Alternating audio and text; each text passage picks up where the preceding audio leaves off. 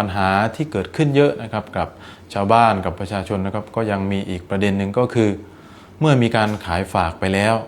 ครบกำหนดระยะเวลาขายฝากเรามีเงินพร้อมนะครับเราอยากจะถ่ายถอนนะครับไปวางสินไถ่เพื่อซื้อที่ดินกลับคืนมากลายเป็นว่าผู้รับซื้อฝากนะครับหรือเจ้าหนี้ของเราเนี่ยหลบเลี่ยงนะครับหรือว่าไม่ยอมให้มีการถ่ายถอนไม่ยอมรับเงินสินไถ่ไม่ยอมมาพบนะครับไม่ยอมมาเจอหรือไม่ยอมรับเงินปัจจุบันนะครับก็ได้มีกฎหมายนะครับที่รัฐบาลนะครับหรือว่าฝ่ายนิติบัญญัติของเรานะครับได้ออกมาเพื่อช่วยเหลือนะครับในเรื่องนี้นะครับก็คือพรบคุ้มครอง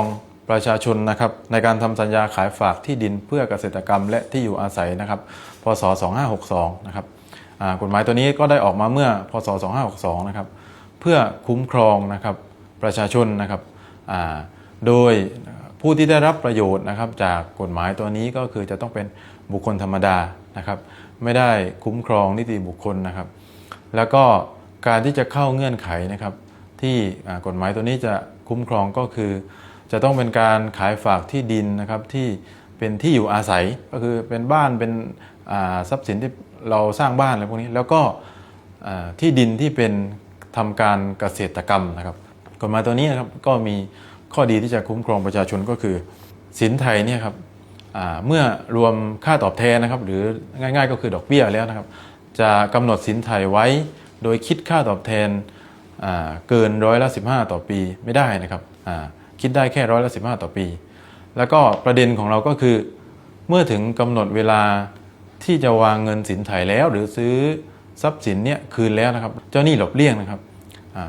ลูกหนี้นะครับหรือผู้ขายฝากเนี่ยก็สามารถนำเงินไปวางนะครับหรือนำสินไถ่นะครับไปวางทรัพย์ได้ณสำนักงานที่ดินจังหวัดหรือสำนักงานที่ดินที่เราได้ทำการจดทะเบียนขายฝากนี้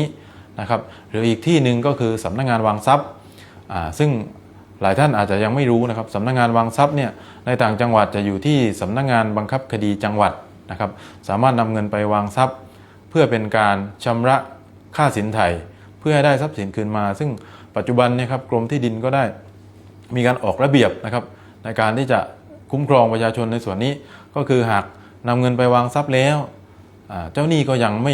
ยอมมารับเงินสินไถ่ไม่ยอมนำโฉนดที่ดินหรือนำนส3 กมาณสำนักงานที่ดินเนี่ยสามารถออกใบแทนนะครับใบแทนโฉนดที่ดินนะครับเพื่อทำการถ่ายถอนที่ดินกลับไปได้นะครับก็เป็นการคุ้มครองประชาชนผู้ทำการขายฝาก